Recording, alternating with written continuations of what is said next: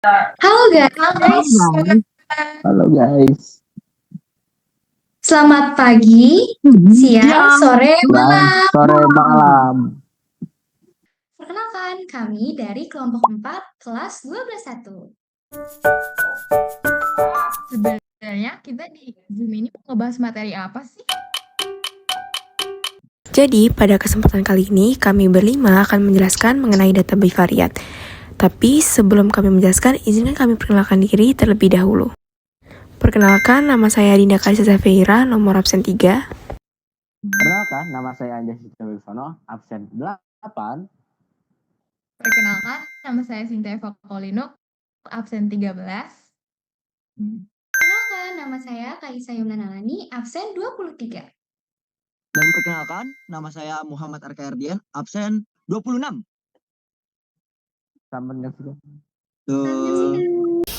Mengenai materi analisis data bivariat, apa sih itu? Analisis data bivariat yaitu ilmu pada bidang statistika dan merupakan salah satu turunan ilmu statistika itu sendiri. Nah, saat mendengar kata analisis data bivariat, apa yang pertama kali muncul di kepala kalian? Apakah analisis data bivariat itu selalu berkaitan dengan perhitungan dan meneliti seperti ilmuwan-ilmuwan?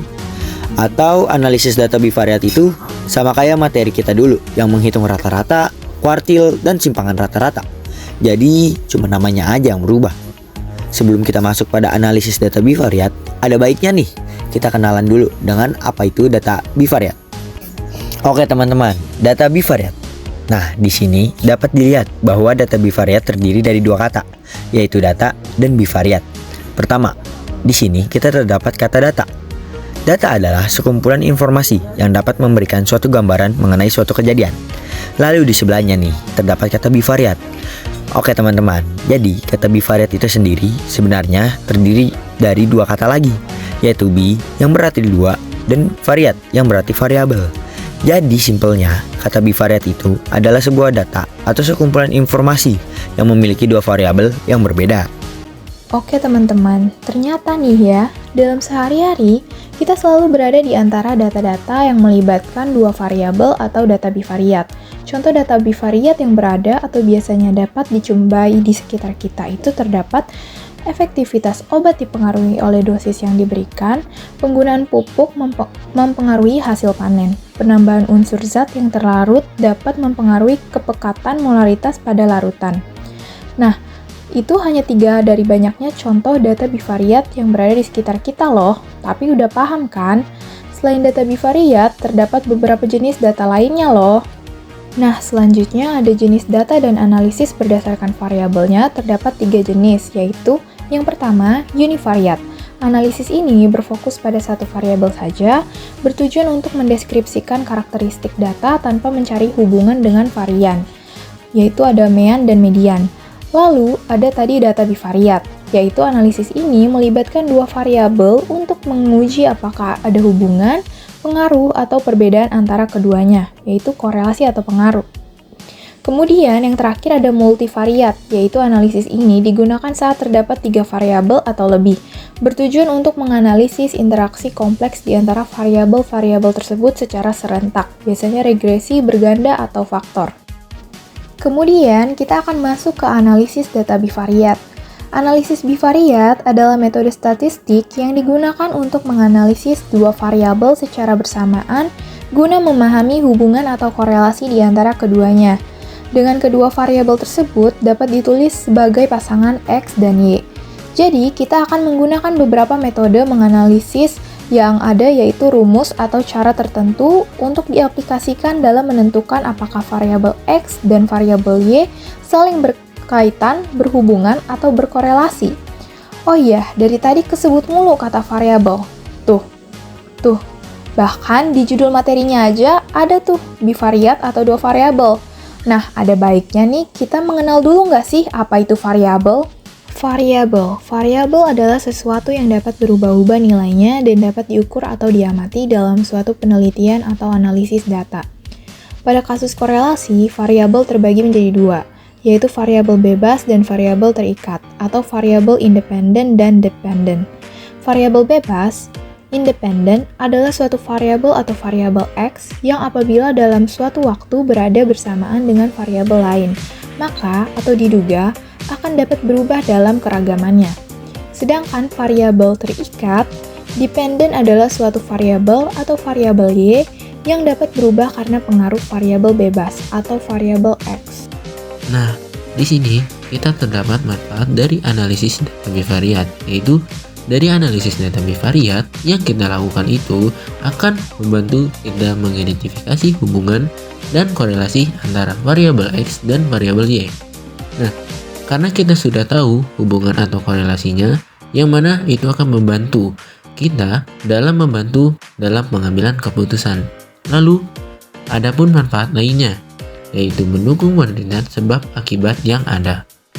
Lalu, dalam menganalisis data bivariat, kita dapat menggunakan beberapa metode, yaitu seperti scatter plot, regression atau analisis regresi, ada correlation, analisis korelasi, chi-square test, dan ANOVA.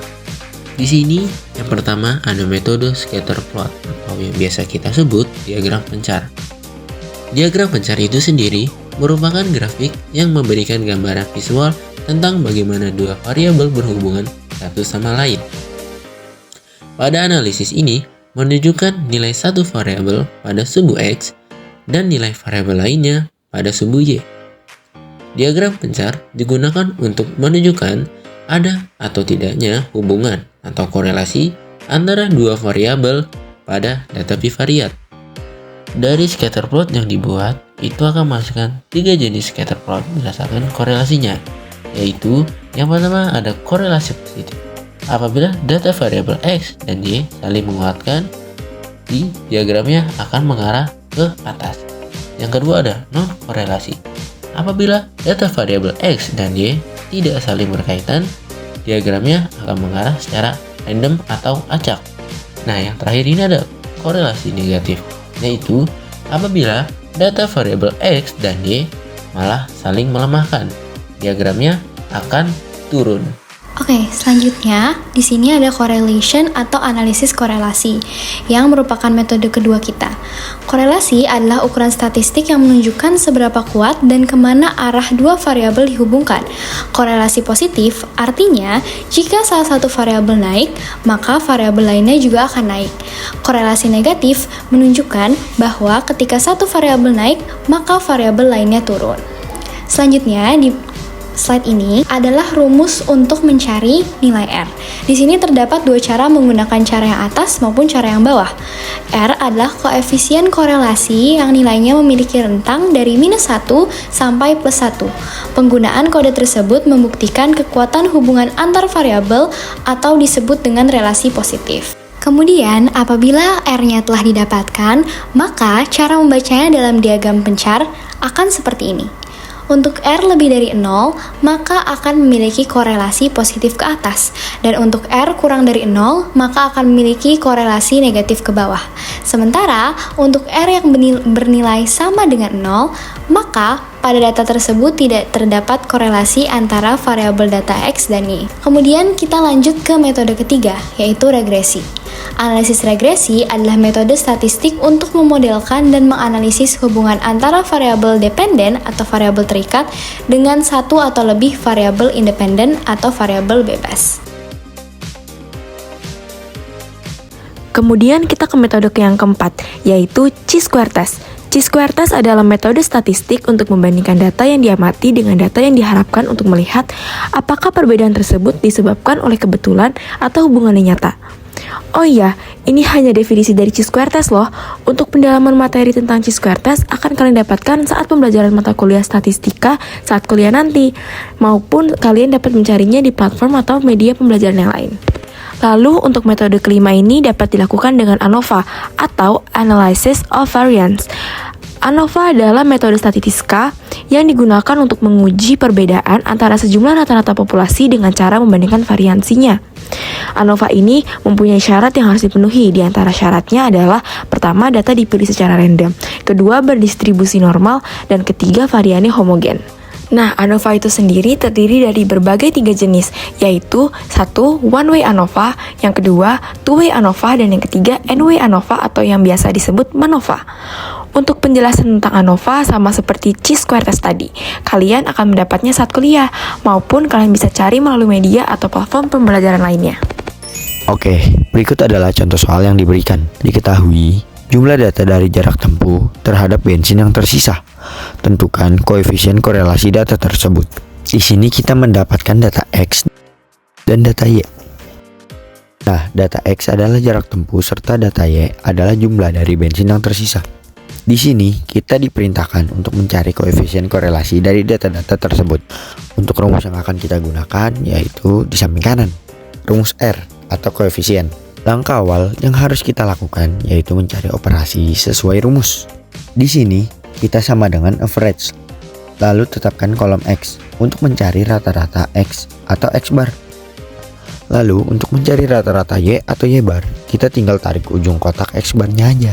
Lalu berikutnya kita cari X min X bar, yaitu kita sama dengan klik data X pertama, lalu kurang, dan klik X bar yang tadi. Tepat setelah huruf koordinat X bar, kita kasih tanda dolar. Lalu kita tarik ujungnya sampai ke bawah. Untuk Y min Y bar, kita tarik aja ujung yang tadi ke samping. Lalu ia akan melakukan operasinya. Lalu kita tarik ke bawah. Untuk mencari X min X bar pangkat 2 itu gampang. Kita tinggal sama dengan, lalu klik X min X bar yang tadi. Habis itu kita beri pangkat 2. Lalu tarik deh ujungnya sampai ke bawah. Nah, kalau mau cari yang Y sama juga, kita bisa tarik ujungnya ke samping aja. Habis itu tarik di ke bawah. Nah, di sini kita mengkalikan X min X bar tadi dengan Y min Y bar, yaitu sama dengan X min X bar terus asteris lalu Y min Y bar. Nah, kemudian ini langsung aja kita tarik ke bawah. Nah, kalau kita lihat ke rumusnya lagi, ada perintah sigma. Jadi cara kita untuk mencari sigma sama dengan, nah, sum, habis itu kita tetapkan kolom X min X bar pangkat 2 atau sesuai sigma yang kita inginkan. Nah, di sini kita langsung tarik garis saja untuk cari sigma yang lainnya. Nah, di sini tuh ada sigma X min X bar pangkat 2 kali sigma Y min Y bar pangkat 2. Nah, itu ada di rumus. Nah, caranya yaitu sama dengan, lalu kita pencet sigma X min X bar pangkat 2 asteris sigma Y min Y bar pangkat 2. Nah, kemudian kita tulis dulu nih R pembilangnya, yaitu yang sigma X min X bar kali Y min Y bar. Lalu kita akan mencari R penyebutnya. Tapi kita lihat nih di rumusnya, yang 3625 itu harus diakarin dulu. Nah, cara akarin di Excel yaitu pakai SQRT. Kita tutup kurung, lalu kita klik yang tadi, yang 3625. Lalu kita langsung bagi aja antara R pembilang dan R penyebutnya. Nah, kita klik yang R pembilang, lalu kita tanda bagi, habis itu kita klik yang penyebutnya. Nah, kita dapat hasil koefisiennya. Di sini hasilnya yaitu -1 atau koefisiennya adalah -1. Di sini kita tulis koefisien korelasi yang kita dapati yaitu -1. Oke teman-teman, kita langsung aja ke contoh soal yang kedua, yaitu didapati data pengukuran tinggi badan dan berat badan di SMA N37 Jakarta. Tentukanlah regresi yang terjadi pada data tersebut. Nah, di sini tuh kita disuruh cari regresi. Regresi itu rumusnya yaitu Y topi sama dengan A tambah B dikalikan X. Nah, di sini itu ada A dan B. Nah, A dan B itu menggunakan rumus masing-masing, yaitu rumus A kita akan menggunakan rumus yang ini, dan rumus B kita akan menggunakan rumus yang ini. Lalu di sini kita lihat yang pertama kita cari yaitu sigma X. Caranya sama dengan sum, lalu tutup kurung, habis itu kita blok data-data X. Setelah itu dia minta X kali Y. Kita tinggal sama dengan, kita klik yang data X, lalu asteris, habis itu kita klik yang data Y. Setelah itu kita langsung aja tarik dari ujung sampai ke bawah. Kurang bawah. Lalu kemudian kita mencari data X pangkat 2. Yaitu sama dengan kita klik data X lalu kita pangkatin dengan 2. Nah, setelah hasilnya udah kita dapetin, kita langsung aja tarik ujung sampai ke bawah. Nah, di sini tuh ada sigma X Y. Nah, untuk mencarinya kita bisa sama dengan sum atau tinggal tarik garis saja dari yang sigma X tadi. Karena sigma X-nya sudah ketemu, maka kita tinggal masukin ke rumus. Nah, N itu apa? N itu adalah jumlah seluruh data yang ada. Nah, jumlah seluruhnya adalah 20. Nah, kita langsung masukin aja, yaitu sama dengan 20 asteris. Nah, yang tadi sigma XY. Lalu pencet enter. Nah, ini hasilnya. Kemudian kita ke N sigma X pangkat 2. Yang di sebelah kanannya sigma XY tadi. Oke, kita langsung masukin ke rumusnya aja. Sama dengan N, yaitu 20 asteris. Lalu kita pencet yang sigma X pangkat 2 itu. Lalu kita enter. Kemudian kita ke sebelahnya, yaitu sigma X pangkat 2. Apa bedanya? Bedanya yaitu ini hasil dari sigma X kita pangkatin 2. Oke, kemudian yang terakhir yaitu sigma X dikali sama sigma Y. Nah, yang ini kita kalikan antara sigma X dan sigma Y dengan sama dengan klik sigma X, habis itu asteris, habis itu sigma Y. Oke, kita langsung aja masuk ke rumusnya, yaitu B pembilang. Ada N sigma XY dikurang sigma X kali sigma Y. Oke, langsung aja kita operasiin. N sigma XY itu adalah yang ini. Lalu dikurang dengan sigma X kali sigma Y. Dan itu adalah yang ini. Nah, didapati yaitu hasilnya 7025. Lalu kita ke B penyebut. Di sini rumusnya N sigma X pangkat 2 dikurang sigma X lalu dipangkatkan 2. Di sini N kali sigma X pangkat 2 dikurang sama sigma X pangkat 2. Yang 2 itu guys. Kemudian B pembilangnya kita bagi dengan B penyebut. Itu sama dengan kita klik yang B pembilang. Lalu kita tanda bagi. Lalu klik yang B penyebut. Nah, didapati hasilnya yaitu 0,2465. Lalu kita cari yang A dengan A pembilang dan A penyebut sama seperti tadi, yang memiliki rumus seperti ini. Maka kita akan masukin rumusnya, yaitu sama dengan sigma Y kali sigma X pangkat 2 kita kurangi dengan sigma X dikalikan sigma XY. Kita klik sigma X, lalu asteris, lalu sigma XY. Langsung aja deh kita enter.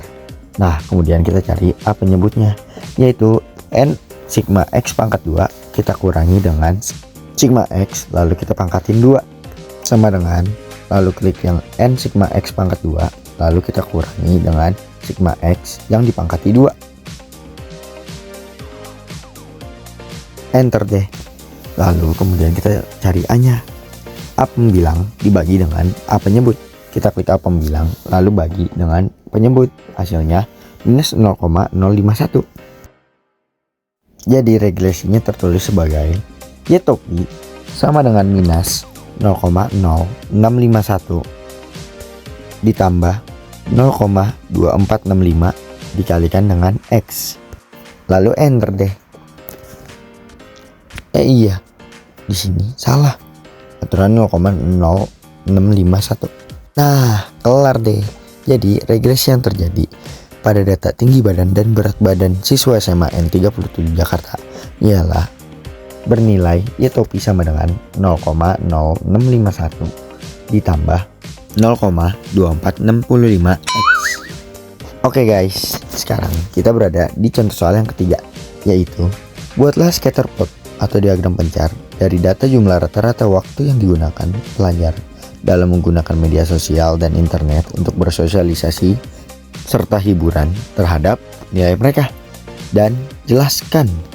Jadi di sini itu kita dikasih data waktu rata-rata penggunaan media sosial pelajar. Nah, di sampingnya kita dikasih data nilai mereka.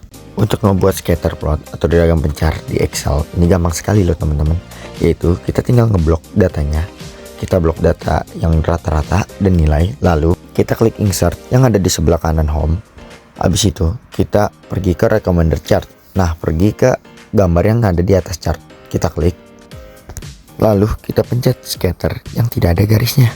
Nah, ini udah jadi teman-teman diagram pencar yang kita buat. Nah, di sini itu titelnya bisa kita ubah. Yaitu kita ubah dampak medsos terhadap nilai. Juga teman-teman, kalau ingin menambahkan garis yang mengikuti diagram pada datanya, yaitu dengan klik tanda tambah lalu ke paling bawah trend line. Nah, di sini itu akan mempermudah kita untuk membaca diagram pencarnya. Jadi di sini pada diagram pencarnya, untuk jam rata-rata bermain medsos sekitar 1-2 jaman itu memiliki nilai yang tinggi, yaitu di antara 90 sampai 100. Lalu perlahan, nilai pada diagram tersebut menurun seiring meningkatnya tingkat rata-rata bermain medsos. Jadi berdasarkan diagram, dari rata-rata jam bermain medsos terhadap nilai memiliki korelasi negatif. Di mana apabila semakin tinggi rata-rata jam penggunaan medsos, maka nilai yang akan didapati yaitu semakin rendah. Dan apabila semakin dikit jam bermain medsos, maka akan mempunyai nilai yang lebih tinggi. 3. Nah, setelah mendengar penjelasan dan latihan soal dari kami, kita punya tantangan nih. Kalian bisa mengerjakannya ya.